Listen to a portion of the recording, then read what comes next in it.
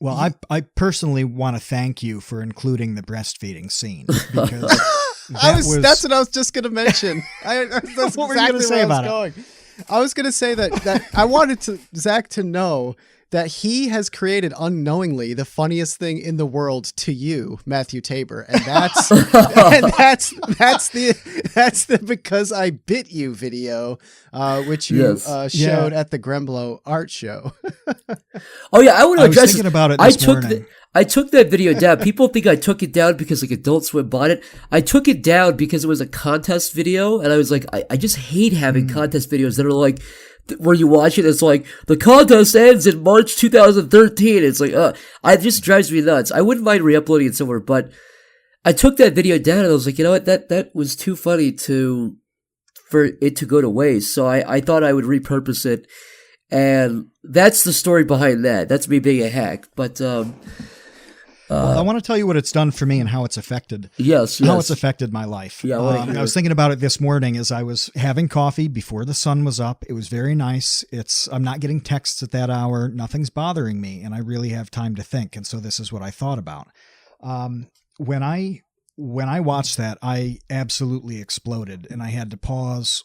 It, and it was 10 to 15 minutes of laughing until I was going to throw up. And I was telling Kevin on Slack, I'm sending him messages that are like full of typos because I can't even type properly, about how sick I'm getting about this. But then I've spent all the time since, whenever the lady asks me something, I respond with, yeah.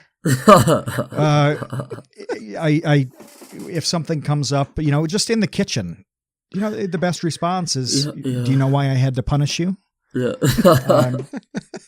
At one point, she may have said that I was mentally ill and she didn't love me anymore. But I don't care. Well, this is my tough heroin, love, and it feels very good. You did have to punish her. It's tough love. You know what I mean? You can't. Wait, I want to hear. I want to hear, Zach, you describe this video for people who haven't seen it exactly, like play by play. The scene from the pilot or the original video that is now in the abyss. Both. So the original video, I was doing an art show contest, and I was like, I can't just put this out there as an art show. It's a little bit. I just feel weird about it. Logistically and logically, I shouldn't. It makes total sense to just put it. So I was like, I'll do a sketch before it, and I was walking around downtown of where I live, and I had that idea, and I was like, that's stupid. So I ran home and I recorded it.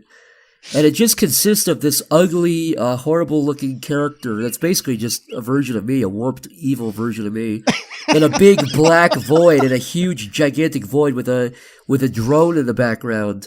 And he's sort of holding this thing by the back of the head. And clearly you're cutting out in the middle of a conversation that something's already happened. You're kind of cutting in the middle of the action.